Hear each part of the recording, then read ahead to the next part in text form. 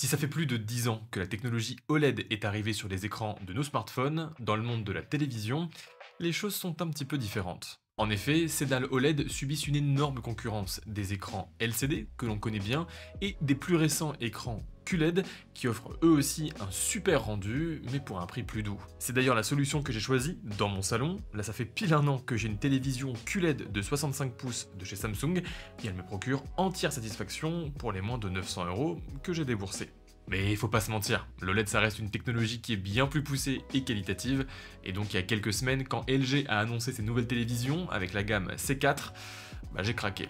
Mais j'ai pas craqué pour n'importe quel modèle, non, ici je suis parti sur le plus petit modèle, en 42 pouces, un modèle qui est souvent oublié des testeurs, mais qui coûte quand même 1500 € en prix de sortie. Ce modèle est ultra intéressant à plus d'un titre, entre télévision de nouvelle génération ou écran pour PC 2.0, si la télévision LG OLED Evo C4 42 pouces t'intéresse, t'es au bon endroit.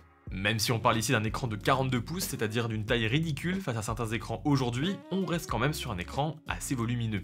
Dans la boîte, on retrouve sans trop de surprise la télé, 2 pieds à installer sous la télé, la télécommande et une protection pour la trappe du port HDMI.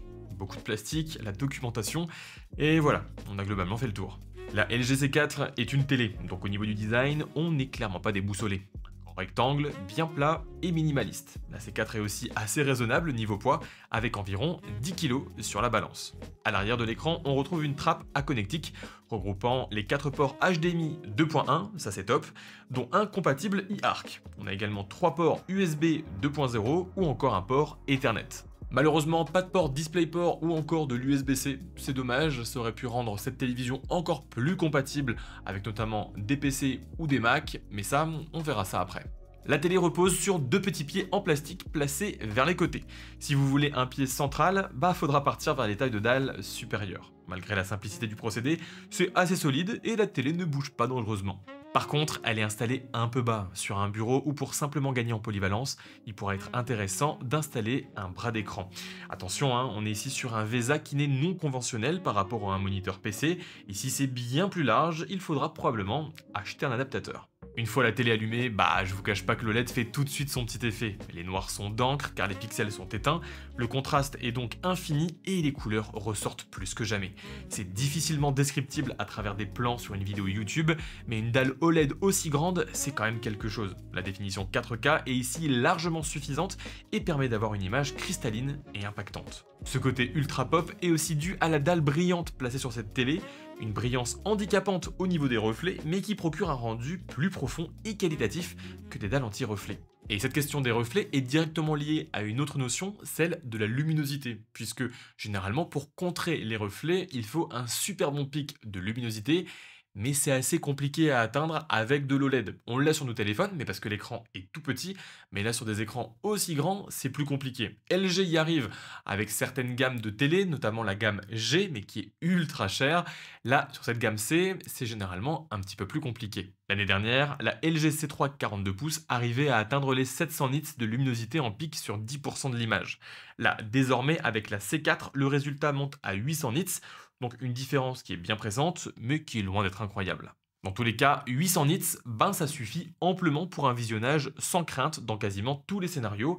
Dans mon appartement, baigné par le soleil, les reflets sont parfois présents, mais ils restent discrets, et ce, même quand les fenêtres sont face à l'écran. C'était vraiment une de mes plus grosses interrogations, mais la C4 elle a complètement balayé, même en pleine journée, volet ouvert, pas de souci. Par contre, oui, évidemment, c'est pas une télé à utiliser dehors en plein mois de juillet, mais ça me paraît logique. Il faut aussi se dire qu'avec une luminosité plus faible, à côté, on vient limiter les risques de burn-in. Le burn-in, c'est une maladie pour les écrans OLED, c'est tout simplement le fait que si on reste trop longtemps sur la même image, le pixel va s'abîmer et il va déployer une image rémanente sur la dalle. Et donc évidemment, ça abîme l'écran.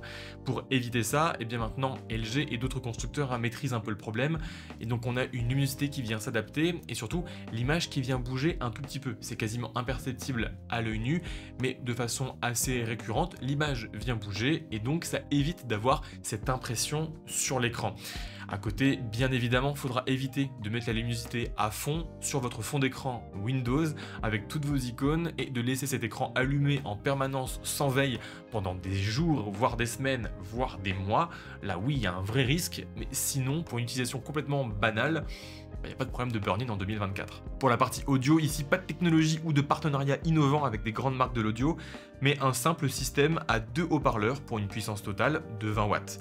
La télé supporte le Dolby Atmos et le streaming via des enceintes Bluetooth. Si c'était un petit point de déception sur la C3, la C4 vient quelque peu corriger le tir en offrant une expérience bien plus convaincante. Le son est ici plus rond, plus riche et c'est largement suffisant pour insonoriser une pièce d'environ 20 mètres carrés.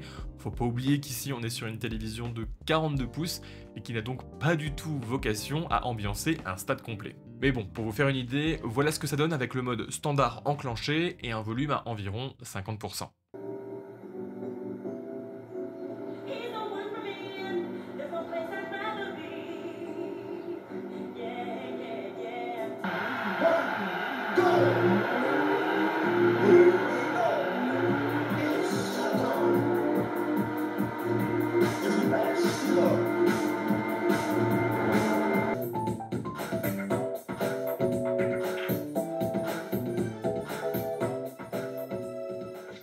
En parallèle, la C4 supporte la technologie Dolby Atmos, mais surtout une virtualisation en 9.1.2 qui est générée par l'intelligence artificielle.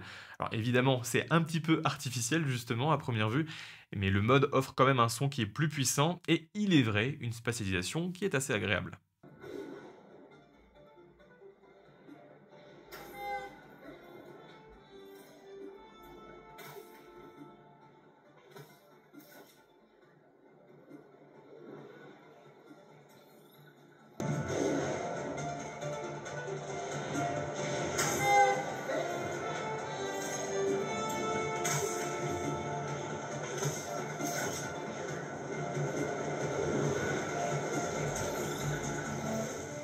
À côté de tout ça, la LG C4 OLED offre plein de petits trucs en plus. Déjà, je tiens à saluer WebOS, ici en version 24, qui offre une navigation très agréable et complète, avec plein de petites options rapidement accessibles, ça c'est top. Grâce au nouveau processeur de LG, le A9 Gen 7, la navigation est fluide, sans retard ou bug, c'est infiniment plus agréable que les télévisions de chez Samsung avec Tizen OS. On remarquera aussi le support des fonctions Chromecast et AirPlay 2, le support de certaines applications en natif dans un espace dédié au télétravail qui permet de retrouver les apps Google directement sur la télé.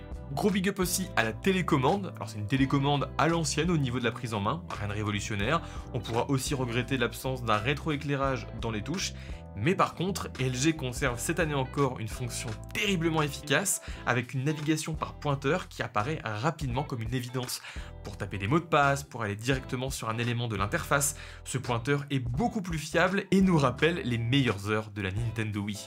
La télé LG OLED C4 42 pouces est donc une super télé, mais avant tout, moi si je l'ai acheté, c'était pour le jeu vidéo. Et à ce niveau, la C4 ne démérite pas du tout. Support du mode Auto Low Latency, compatibilité FreeSync Premium, VRR et G-Sync avec un taux de réponse en 0,1 millisecondes et un taux de rafraîchissement jusqu'à 144 Hz, ça va être compliqué de trouver mieux.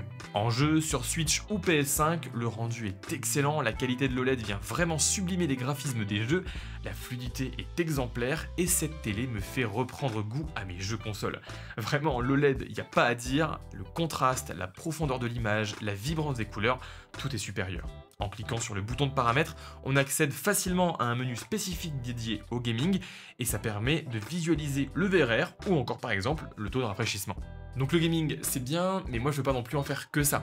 En fait, pour être totalement franc avec vous, si j'ai acheté cette télévision de 42 pouces, c'était aussi et surtout pour remplacer ici mon écran de 32 pouces 4K, notamment pour le gaming sur PC, mais aussi pour faire mon montage. Et là, on est sur une petite pépite. Alors oui, attention, 42 pouces c'est grand. Je recommande d'avoir un support adéquat pour placer l'écran à hauteur des yeux et d'avoir un bureau d'une profondeur d'au moins 80 cm si vous voulez pas vous péter la rétine. Mais en dehors de ça, l'OLED, la 4K, l'immense surface utilisable, c'est vraiment idéal pour le montage et pour la bureautique. Surtout qu'à la différence de la grande majorité des moniteurs, ici les haut-parleurs sont plutôt bons, donc pas vraiment besoin d'enceinte externe. Donc voilà, je pense que vous l'avez compris, mais je suis ultra satisfait de mon achat de cette nouvelle télévision LG C4 en 42 pouces. Elle est ultra polyvalente, très complète, avec une super qualité d'image. En fait, pour moi, je trouve qu'il lui manque juste une connectique un petit peu plus fournie, avec du DisplayPort ou avec de l'USB-C. mais c'est un peu du pinaillage. Après, la plus grosse question qui va se poser lors de l'achat de cette nouvelle télévision C4, c'est tout simplement qu'il existe encore l'ancienne gamme, la C3, pour bien moins cher. Actuellement, entre l'ancienne C3 et la nouvelle gamme C4, il y a environ 400 € d'écart. Et pour ces 400 € d'écart, on a un peu plus de taux de rafraîchissement, ici 144 Hz contre 120 Hz sur le modèle de l'année dernière. On a un meilleur système son, ça c'est vrai, et on a, allez, 10-15% de luminosité en plus, mais c'est pas non plus énorme, et ça ne vaut clairement pas 400 € de différence. Donc clairement, si vous avez 400 € à économiser, faites-le et partez sur l'écran en C3, mais il ne faut pas oublier que la C4 vient tout juste de sortir, elle est déjà aujourd'hui en promotion, elle est sortie à 1500 et on peut déjà commencer à la trouver à environ 1200, 1300, et moi j'ai même réussi à l'avoir pour environ 1000 €, et là oui d'accord, pour 1000 € ou moins, bah cherchez pas, hein, prenez la C4, il n'y aura pas mieux.